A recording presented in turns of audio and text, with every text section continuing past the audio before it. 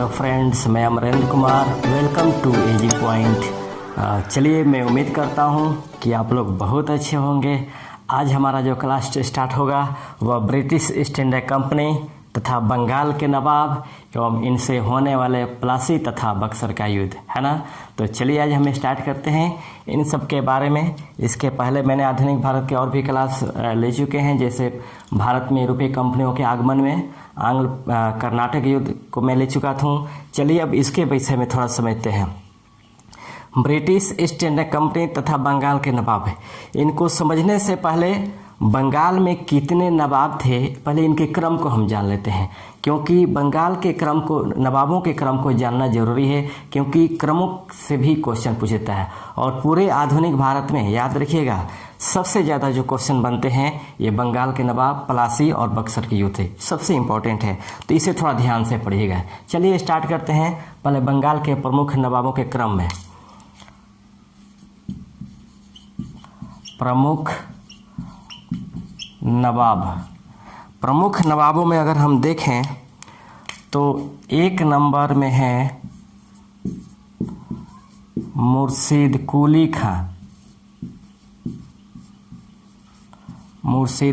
खां। इनका जो शासनकाल था वह 1727।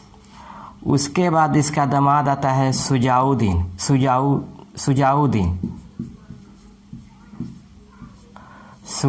का जो शासनकाल था वह आपको 1727 से 1739 था। इसके बाद आता है सरफराज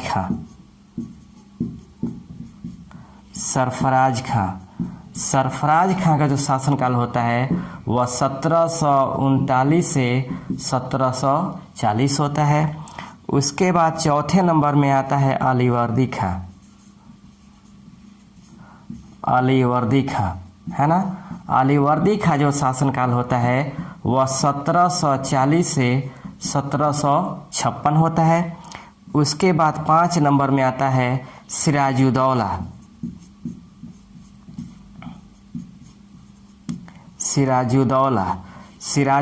का जो शासनकाल होता है वह 1756 से 1757। इसके बाद 6 नंबर में आपको मीर जाफर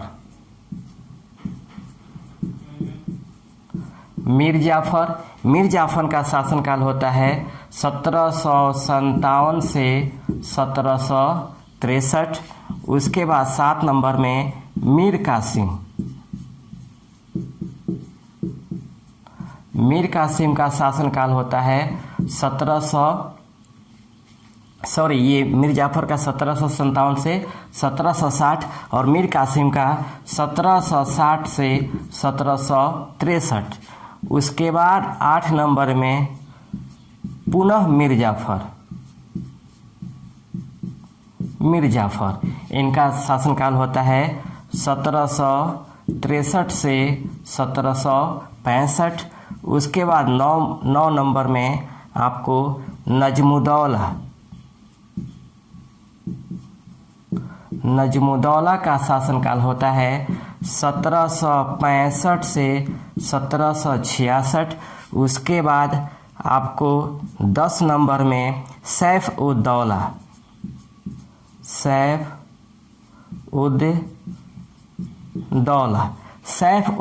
का जो शासनकाल होता है वह 1766 से 1770 होता है। और अंतिम जो बंगाल का नवाब होता है वह होता है मुबारक-उद-दौला,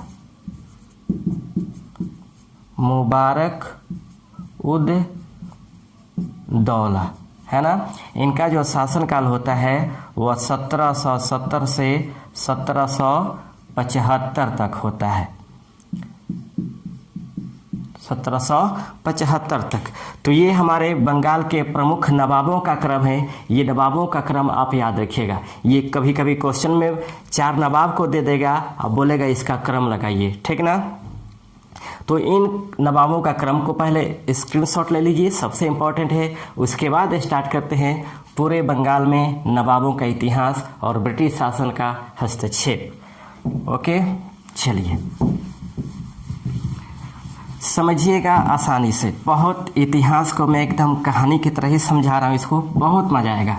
चलिए, आपको मालूम होना चाहिए जब केंद्रीय सत्ता मजबूत होता है तो उसके अधीन जितने भी शासन करने वाले प्रांतीय राज्य होते हैं वह उसके अधीन होते हैं और वह कभी स्वतंत्र नहीं होते हैं। लेकिन जैसे ही केंद्रीय सत्ता की स्थिति कमज़ोर पड़ती है तो उसके अधीन शासन करने वाले जितने भी प्रांत होते हैं वह अपने आप को स्वतंत्र करना शुरू हो जाते हैं, है ना। यही दौर आता है जब 1707 में औरंगजेब की मृत्यु होती है।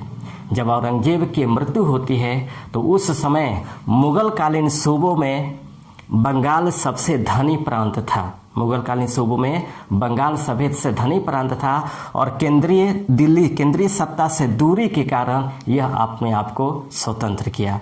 हालांकि औरंगजेब ने बंगाल का जो दीवान नियुक्त किया था वह मुर्शीद कुली खां को नियुक्त किया था। मुर्शीद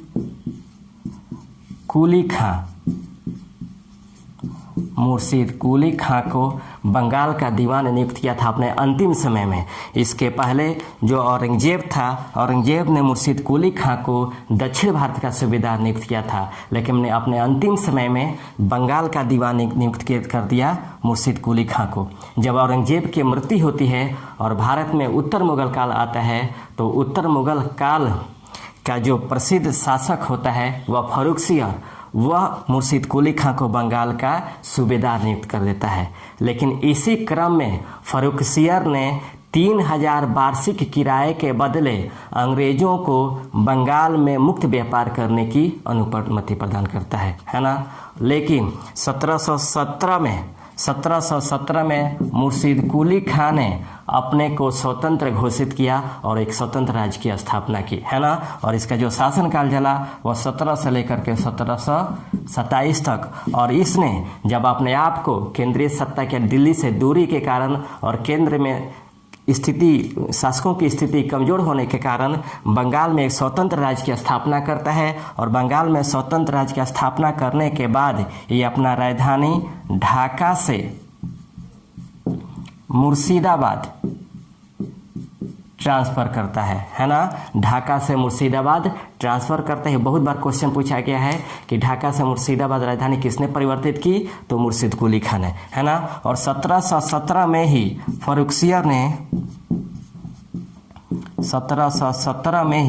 फर्रुखसियर ने अंग्रेजों को 3000 वार्षिक रुपये के बदले बंगाल में अंग्रेजों को मुक्त व्यापार की अनुमति प्रदान की। हालांकि मुगलों के लिए तो मील का पत्थर साबित हुआ, लेकिन मुर्शीद कुली खां के लिए बंगाल में यह एक सरदर्द साबित हुआ, है ना। हालांकि मुर्शीद कुली खां इनके शक्तियों को नियंत्रित करने का प्रयास किया लेकिन सफल नहीं हुआ। तब इसके बाद जो अगला नवाब आता है वह आता है इसका दामाद शुजाउद्दीन, है ना। शुजाउद्दीन जो शासन करता है वह 1727 से लेकर के 1739 तक करता है। लेकिन इनके हटा करके तीसरा आता है सरफराज खां, है ना। सरफराज खां 1739 में गद्दी पर बैठता है और 1740 तक यह शासन करता है। लेकिन शुजाउद्दीन के अधीन ही अलीवर्दी का एक सेना के रूप में भर्ती होता है और आगे चल कर के सरफराज को गिरिया के युद्ध में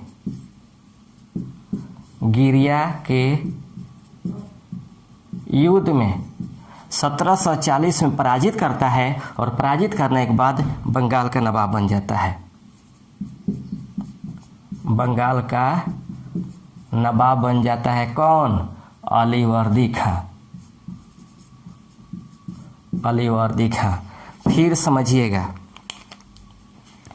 मुर्शीद कुली खां के बाद शुजाउद्दीन उसका दामाद गद्दी पर बैठता है, नवाब बनता है। लेकिन शुजाउद्दीन को हटा करके सरफराज खां बैठता है 1739 से 1740 में। लेकिन शुजाउद्दीन के अधीन अलीवर्दी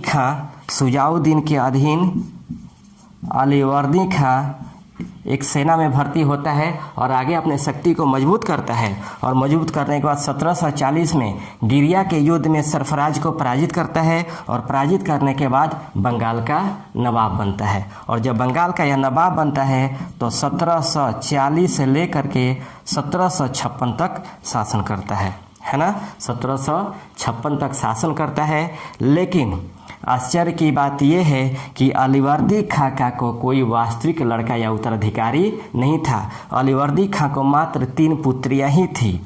अलीवर्दी खां को मात्र 3 पुत्रियां थी, जिसका पहला विवाह हुआ था ढाका, दूसरे का विवाह हुआ था पूर्णिया, और तीसरे का विवाह हुआ था पटना, है ना, तीसरे का विवाह हुआ था पटना। तीनों लड़कियों का अलग अलग विवाह हुआ था, और पटना वाले लड़की का ही लड़का था सिराजुद्दौला। सिराजुद्दौला अलीवर्दी खां ने 1756 में अपने मृत्यु से पहले अपने नाती सिराजुद्दौला को गद्दी पर बैठाया, है ना, सिराजुद्दौला को गद्दी पर बैठाया। कब? 1756 से लेकर के 1757 तक, है ना। हालांकि अलीवर्दी खां जब बंगाल का नवाब बना तो बंगाल में फ्रांसीसियों और अंग्रेज़ों को शक्तियों को नियंत्रित करने का प्रयास किया था। यह हर समय प्रयास किया था कि बंगाल में अंग्रेज़ों और फ्रांसीसियों को शक्ति को नियंत्रित किया जाए, और यह सबसे योग्य नवाब था बंगाल में, सबसे योग्य बंगाल था। इसने यूरोपियों की जो तुलना की थी वह मधुमक्खियों की छत्ता से की थी, है ना। अलीवर्दी एक समय कहता है कि अगर इन मधुमक्खियों को न छेड़ा जाए तो शहद देंगी, लेकिन अगर छेड़ दिया जाए तो काट काट कर खा जाएंगी। और यही बात सिराजुद्दौला को भी समझाया था कि इन यूरोपियों से सावधान रहना, है ना। लेकिन जब अलीवर्दी खां के मृत्यु के बाद सिराजुद्दौला गद्दी पर बैठता है तो सबसे पहले अंग्रेज़ों और फ्रांसीसी, क्योंकि इसके समय में अंग्रेज और फ्रांसीसी व्यापारिक प्रतिद्वंदता को लेकर के आपस में लड़ रहे थे, जिसके वजह से पूरा बंगाल अशांत था। फिर समझिएगा, सिराजुद्दौला जब गद्दी पर बैठा तो इस समय बंगाल में आपको फ्रांसीसी और अंग्रेज अपनी व्यापारिक प्रतिद्वंदता के लिए लड़ रहे थे, जिससे पूरा बंगाल अशांत था। साथ ही फर्रुखसियर द्वारा दिया गया अंग्रेज़ों को 3000 के बदले में जो मुक्त व्यापार की अनुमति थी, उससे भी अंग्रेज़ों से सिराजुद्दौला परेशान था। लेकिन सिराजुद्दौला के समय में ही ये जो फ्रांसीसी और अंग्रेज थे, ये अपने अलग अलग व्यापारिक कोठियों की किलाबंदी कर रहे थे, है ना। जब वह किलाबंदी करना शुरू किए तब सिराजुद्दौला ने इन दोनों को रोका, है ना, कि आप किलाबंदी नहीं कर सकते हैं, कोठियों का किलाबंदी नहीं कर सकते हैं। जब सिराजुद्दौला ने यह फरमान जारी किया, मना किया कि आप किलाबंदी नहीं कर सकते हैं, तो फ्रांसीसी बंगाल के नवाब का तो बात को मान लिए, लेकिन अंग्रेज इस बात को नहीं माने, और अंग्रेज़ों ने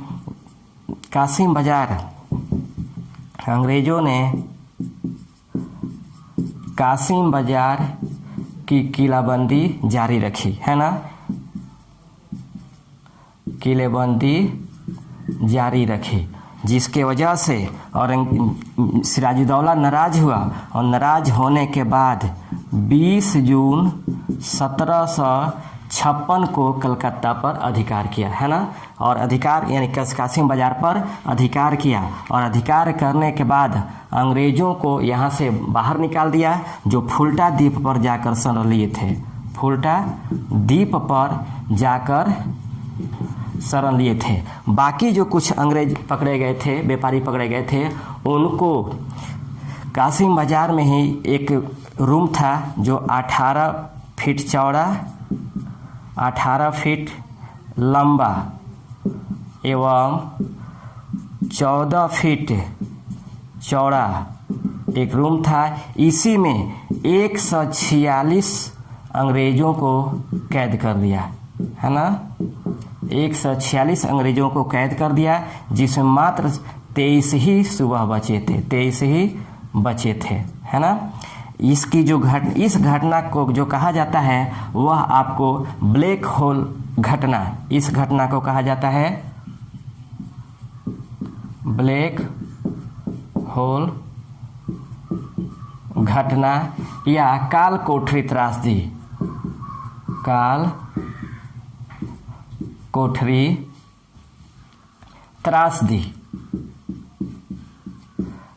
ब्लैक होल ट्रेजेडी या काल कोठरी त्रासदी के नाम से जाना जाता है। ये जो घटना घटी थी वह 20 जून 1756 को, जब सिराजुद्दौला ने कासिम बाजार में कुछ अंग्रेजों को यानी 146 अंग्रेजों को बंदी बना दिया, एक कमरे में बंद करा दिया, जो अगले सुबह मात्र 23 ही बचे थे, है ना। इस ब्लैक होल ट्रेजेडी का जो प्रत्यक्षदर्शी था वह हॉलवेल था, है ना, क्योंकि इसी ने जब वर्णन किया था कि ब्लैक होल की घटना इनके समय में घटी थी, इन्होंने ही, हालांकि सिराजुद्दौला पर आरोप लगाया था कि सिराजुद्दौला ने 186 लोगों को बचा था, जिसमें मैं भी कैद किया था, जिसमें मैं भी था, जिसमें सुबह मात्र 23 लोग ही बचे थे। लेकिन इसमें वास्तविकता कितनी है, इसके विषय में आज भी इतिहासकारों के बीच मतभेद का विषय बना हुआ है। लेकिन अगर आपके सामने क्वेश्चन आता है कि ब्लैक होल की घटना किसके समय में घटी थी, तो सिराजुद्दौला के समय में। कब घटी थी, तो 20 जून 1756 को, ठीक ना।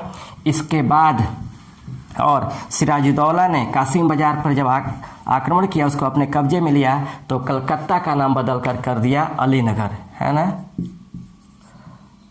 अलीनगर, कलकत्ता का नाम बदल कर दिया गया अलीनगर।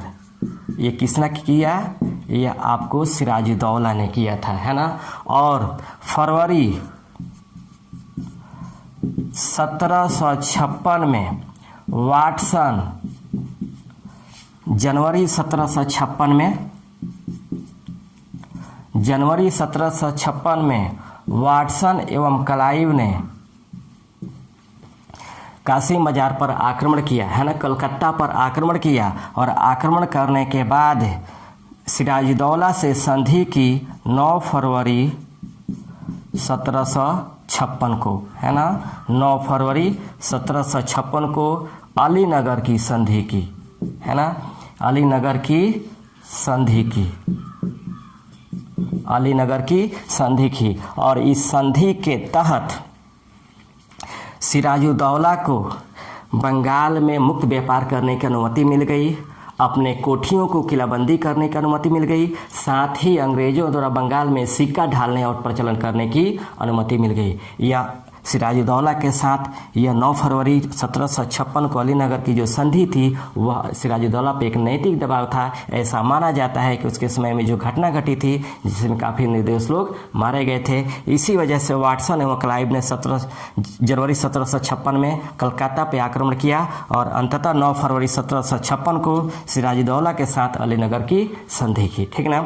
इस संधि के बाद अंग्रेजों को बंगाल में अस्थायी और मुक्त रूप से व्यापार करने की अनुमति मिल गई। लेकिन जो क्लाइव था, जो शुरू में मद्रास में कंपनी के एक किरानी के रूप में आया था और उसे ही बंगाल के समस्याओं का निदान करने के लिए इसे बंगाल का प्रथम गवर्नर बनाकर भेजा गया कंपनी के अधीन। कंपनी के अधीन प्रथम जो गवर्नर था वह रॉबर्ट क्लाइव था, जिसे बंगाल के समस्याओं का समाधान करने के लिए भेजा गया। जब रॉबर्ट क्लाइव कलकत्ता में आता है और अलीनगर की संधि करता है, तब संधि के बाद यह अपने अस्थायित्व व्यापार को स्थापित करने के लिए यह सिराजुद्दौला को हटाने के लिए षड्यंत्र करना शुरू करता है। हालांकि इस षड्यंत्र से पहले सिराजुद्दौला के काफ़ी विरोधी भी थे। विरोधी में जो पहला विरोधी था वह मीर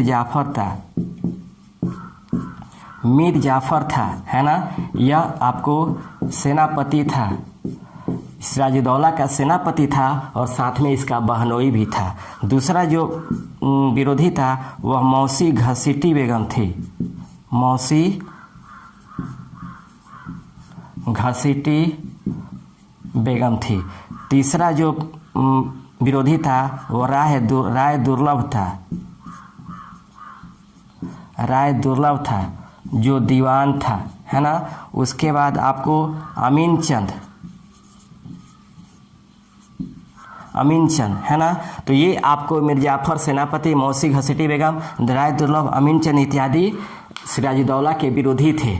विरोधियों को अपने तरफ करने में रॉबर्ट क्लाइव को मौका मिल गया और उसने मिर्जाफर से संधि की कि अगर सिराजुद्दौला को बंगाल के नवाब से हटा दिया जाता है तो मिर्जाफर को गद्दी पर बैठाया जाएगा, यानी बंगाल का नवाब बनाया जाएगा, है ना। सिराजुद्दौला के विरोधियों से रॉबर्ट क्लाइव ने संधि की और इस संधि के तहत मीर जाफर को लालच दिया कि अगर सिराजुद्दौला को बंगाल के नवाब से हटा दिया जाता है तो बंगाल का नवाब मीर जाफर को बनाया जाएगा, है ना। मीर जाफर चूँकि खुद चाहता था कि वो बंगाल का नवाब बने, इसलिए वो अंग्रेजों के साथ षड्यंत्र में भाग लिया और भाग लेने के बाद अंग्रेजों ने सिराजुद्दौला पर अलीनगर की संधि को तोड़ने का आरोप लगाया और संधि को तोड़ने का आरोप लगाने के बाद और सिराजुद्दौला से स्पष्टीकरण लेने से पहले ही प्लासी के युद्ध में 23 जून 1757 प्लासी के युद्ध में 23 जून 1757 को अपनी सेना लेकर अंग्रेज आ गए, है ना। अंग्रेज अपनी सेना लेकर आ गए और उसके बाद सिराजुद्दौला भी पहुंचा और 23 जून 1757 को प्लासी का युद्ध हुआ, है ना। 23 जून 1757 को प्लासी का युद्ध हुआ। समझिएगा, इस युद्ध में सिराजुद्दौला के साथ आपको मीर जाफर, राय दुर्लभ, लतीफ़ खां,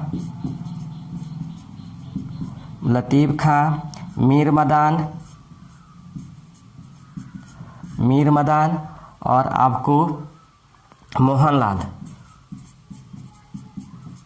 मीर मदान और मोहनलाल, ये सभी थे। और अंग्रेजों का जो सेनापति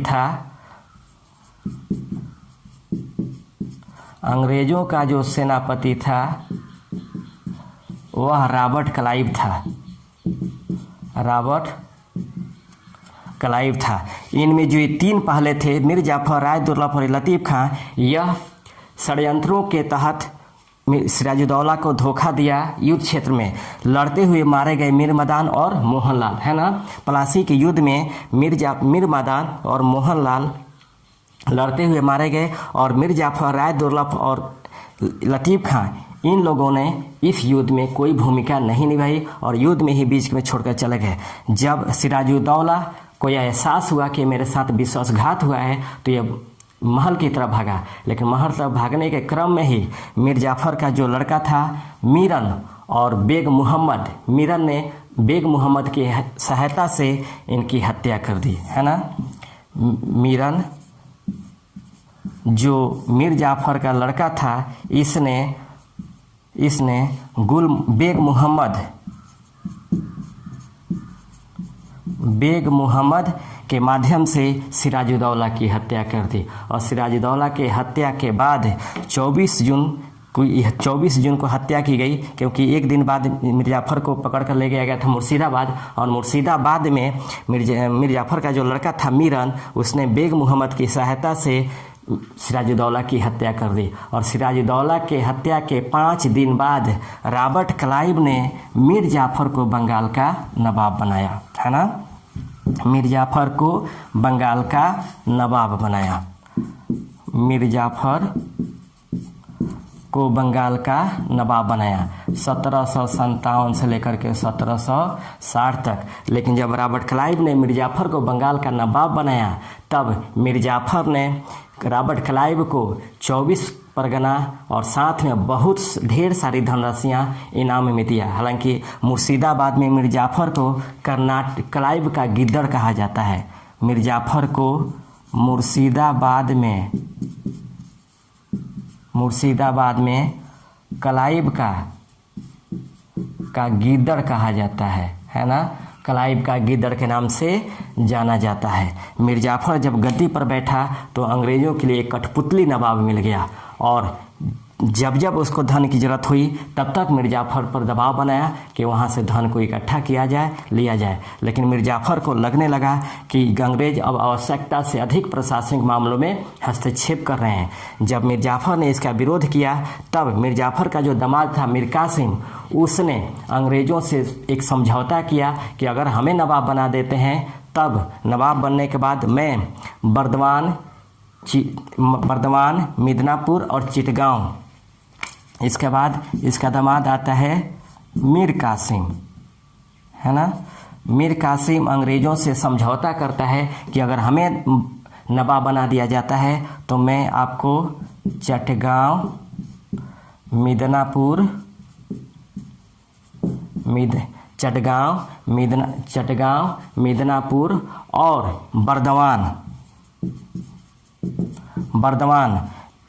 में मुक्त व्यापार करने की अनुमति प्रदान करेंगे। साथ ही मिर्जाफर के साथ जो संधि की गई थी पैसे की, वह टोटल हम पैसा देंगे, है ना। अंग्रेजों ने मिर्जाफर के बदले मीर कासिम को गद्दी नवाब बनाने के बारे में षड्यंत्र करने लगे। लेकिन जब यह मिर्जाफर को मालूम चला तो वह जानता था कि मैं भी एक षड्यंत्र के तहत ही बंगाल का नवाब बना हूँ। जो हश्र सिराजुद्दौला के साथ हुआ था वहीं हश्र मेरे साथ न हो जाए, इसीलिए ने वो क्या किया कि मिर्जाफर ने अपने दामाद मीर कासिम के पक्ष में गद्दी त्याग दी। और मीर कासिम गद्दी पर बैठता है आपको कब? 1760 से लेकर के 1763 तक, है ना। ये गद्दी पर बैठता है और गद्दी पर बैठने के बाद चटगांव, मिदनापुर, बर्दवान में अंग्रेजों को मुक्त व्यापार करने की अनुमति प्रदान करता है।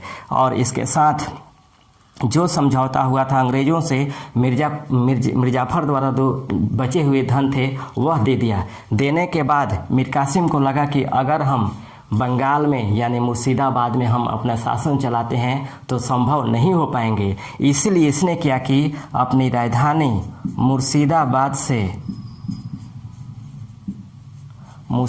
से मुंगेर ट्रांसफ़र कर लिया। ये भी बहुत बार पूछा जाता है, मुर्शिदाबाद से मुंगेर ट्रांसफ़र कर लिया। और यहाँ करने के बाद और एक बात बता दें, जो फर्रुखसियर था वह अंग्रेज़ों को जो 3000 के बदले मुक्त व्यापार करने की अनुमति प्रदान की थी, उसमें अंग्रेज़ों द्वारा उसका गलत प्रयोग करना शुरू कर दिए, है ना। मुक्त व्यापार करने का मतलब था कि अंग्रेज़ों द्वारा जो वहाँ व्यापार करते थे उस व्यापार के बदले में बंगाल के नवाबों को कोई टैक्स नहीं देते थे। लेकिन जब मीर कासिम गद्दी पर बैठा तो अंग्रेज़ों ने, जो उसे दस्तक के नाम से जाना जाता है, उस मुक्त व्यापार को दस्तक के नाम से जाना जाता है, फ्री पास के नाम से जाना जाता है, ठीक ना। जब मीर कासिम गद्दी पर बैठा तो अंग्रेज़ों ने इस दस्तक का दुरुपयोग करना शुरू किया। इसने क्या किया अंग्रेज़ों ने कि अपने फ्री पास को भारतीय व्यापारियों को बेचना शुरू किया और उनसे भी मुनाफा कमाना शुरू कर दिए। इससे मीर कासिम को राजस्व में हानि हो रही थी, इसीलिए इसने क्या किया, पूरे बंगाल में दस्तक को फ्री कर दिया।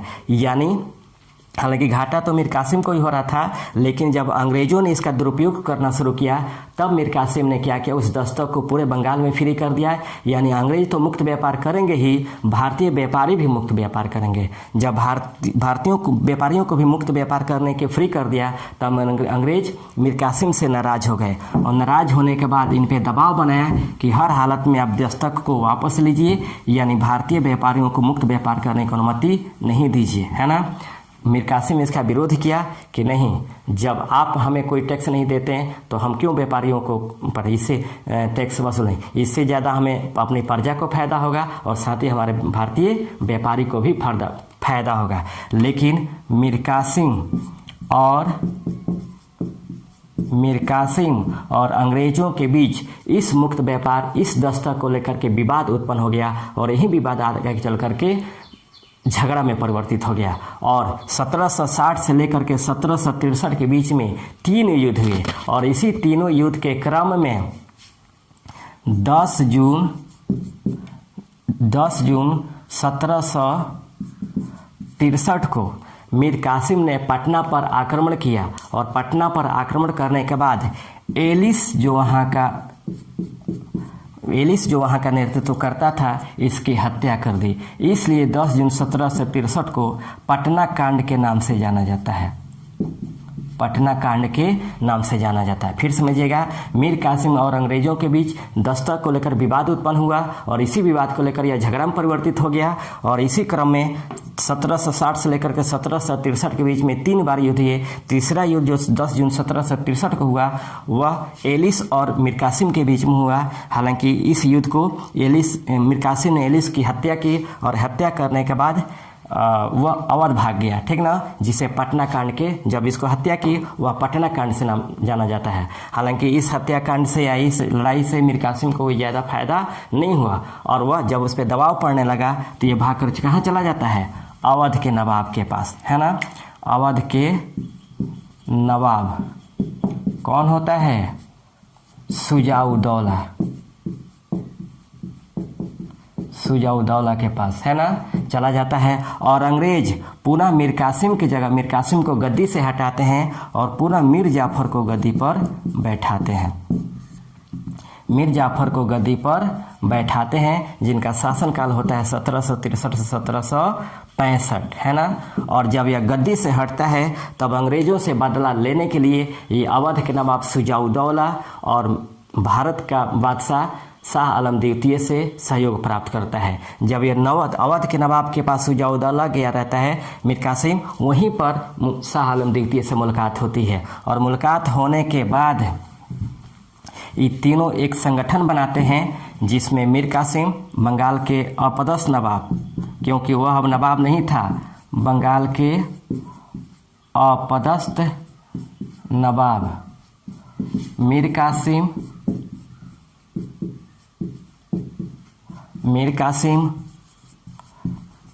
अवध का नवाब शुजाउद्दौला तथा भारत का मुगल बादशाह शाह आलम द्वितीय,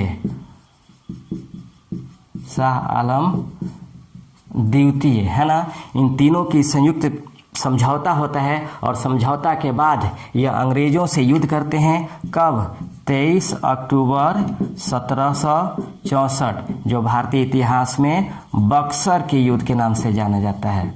बक्सर के युद्ध के नाम से जाना जाता है। याद रखिएगा, अंग्रेज़ों के तरफ से जो सेनापति था वह हेक्टर मुनरो था, है ना। बक्सर के युद्ध में मीर कासिम, शुजाउद्दौला और शाह आलम द्वितीय के संयुक्त सेनाओं को हेक्टर मुनरो ने पराजित किया था, है ना। फिर समझिएगा, बंगाल के अपदस्थ नवाब मीर कासिम, अवध के नवाब शुजाउद्दौला और मुगल बादशाह शाह आलम द्वितीय के एक संयुक्त समझौता हुआ था। इसी तीनों शक्तियों का संयुक्त समझौता और समझौता के साथ 23 अक्टूबर 1764 में बक्सर का युद्ध हुआ अंग्रेज़ों से, और अंग्रेज़ों का जो सेनापति था वह हेक्टर मुनरो था। हेक्टर मुनरो ने बक्सर के युद्ध में इन तीनों शक्तियों को पराजित किया, है ना। और पराजित करने के बाद 1764 के बक्सर के युद्ध में पराजित करने के बाद अंग्रेज़ों को बंगाल में एक अस्थायी व्यापार स्थापित करने का मौका मिल गया, क्योंकि जो 1757 का युद्ध था उसमें कहा जाता था कि प्लासी का युद्ध एक तरह का व्यापार था जिसमें नवाब के करीबियों ने अंग्रेज़ों के हाथ बेच दिया था। हालांकि प्लासी का युद्ध बल्कि युद्ध नहीं बल्कि नवाब यानी सिराजुद्दौला के साथ एक प्रकार का विश्वासघात था। लेकिन बक्सर का जो युद्ध हुआ उसमें अंग्रेज़ों ने अपने शक्ति स्थापित कर दी तीनों शक्तियों को हराकर, है ना। और यहीं से निश्चित हो गया कि अब आगे व्यापार कौन करेगा और शासन कौन स्थापित करेगा। जब बक्सर का युद्ध हुआ तो बक्सर के युद्ध के समय, याद रखिएगा बहुत इम्पोर्टेंट है, बक्सर के युद्ध के समय जो बंगाल का नवाब था, कौन था? बंगाल का नवाब मीर जाफर था, है ना। और बंगाल का गवर्नर बेंसीटार था। याद रखिएगा, बेंसीटार्ड था, क्योंकि 1757 से 1760 तक रॉबर्ट क्लाइव को बंगाल का प्रथम गवर्नर बनाया गया। जब वह चला गया तो कार्यवाहक के रूप में हालवेल को बनाया गया, जिसने मीर जाफर को गद्दी से हटाने में अहम भूमिका निभाई। जब हालवेल का कार्यकाल समाप्त हुआ तब बेंसीटार्ड आया, है ना। बेंसीटार्ड 1763 से 1765 तक आया और इसी के समय में बक्सर का युद्ध लड़ा गया, है ना। लेकिन पुनः 1765 में रॉबर्ट क्लाइव बंगाल का गवर्नर बनकर आता है दूसरी बार, है ना। और आने के बाद दोनों शक्तियों से शाह आलम द्वितीय से और शुजाउद्दौला से इलाहाबाद की संधि करती है। दोनों से अलग अलग संधि करता है ना। 12 अगस्त 1765 को इलाहाबाद की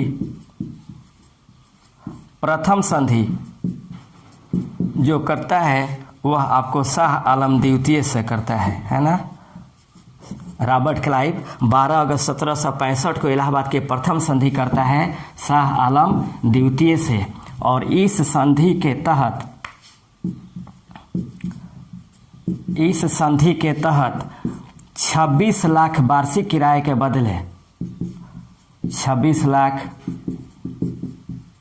वार्षिक किराए के बदले बंगाल, बिहार एवं उड़ीसा की दीवानी अंग्रेजों को प्राप्त हो गई। यानी अंग्रेजों ने 26 लाख वार्षिक किराया दिया किसे? शाह आलम द्वितीय को, और इसके बदले में अंग्रेजों को बंगाल, बिहार एवं उड़ीसा की दीवानी प्राप्त हो गई। साथ ही कड़ा एवं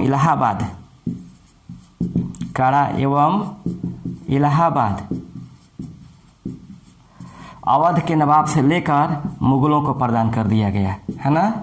अवध के नवाब से लेकर के मुगलों को प्रदान कर दिया गया। तो इलाहाबाद की प्रथम संधि 12 अगस्त 1765 को शाह आलम द्वितीय से रॉबर्ट क्लाइव द्वारा किया गया, जिसमें 26 लाख वार्षिक किराए के बदले बंगाल, बिहार एवं उड़ीसा की दीवानी प्राप्त हुई, और अवध के नवाब से कड़ा एवं इलाहाबाद को लेकर मुगलों को दे दिया गया। उसके बाद इलाहाबाद की जो दूसरी संधि हुई 4 दिन बाद 16 अगस्त 1765 को, है ना, अवध के नवाब सुजाउद्दौला से, है ना। और इस संधि में 50 लाख रुपए का जुर्माना लगाया गया, है ना। 50 लाख रुपए का जुर्माना लगाया गया किस पे? अवध के नवाब सुजाउद्दौला पे। और वो इसलिए लगाया गया कि बिना मतलब के आप अंग्रेजों के विरुद्ध मीर कासिम को सपोर्ट किया था, ठीक ना। और दूसरा था कि कड़ा एवं इलाहाबाद को अवध से छीन करके मुगलों को प्रदान कर दिया गया, है ना। तो ये हमारे 1765 के 2 संधियाँ थी। अब देखिए, बंगाल, बिहार और उड़ीसा की जब दीवानी अंग्रेजों ने प्राप्त किया तो बंगाल में रॉबर्ट क्लाइव ने 1765 में एक द्वैध शासन को लागू किया। द्वैध शासन को लागू किया जो बंगाल को एकदम उजाड़ बना दिया, है ना। और द्वैध शासन का जो जनक था, द्वैध शासन को लागू किया किसने? रॉबर्ट क्लाइव ने बंगाल में द्वैध शासन को लागू किया। कब? 1765 में। और याद रखिएगा, द्वैध शासन का जो जनक थे वह लियो कार्टियस